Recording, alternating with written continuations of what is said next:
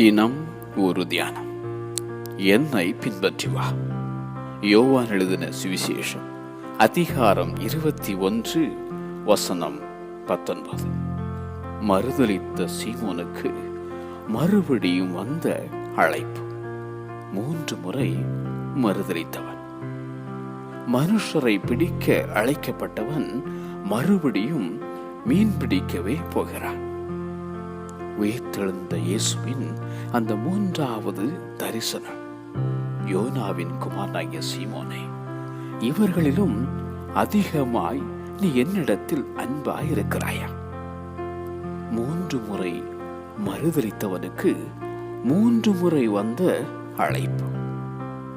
துக்கப்பட்டு மனம் திரும்பின அந்த சீமோன், என் ஆடுகளை மேய்ப்பாயாக.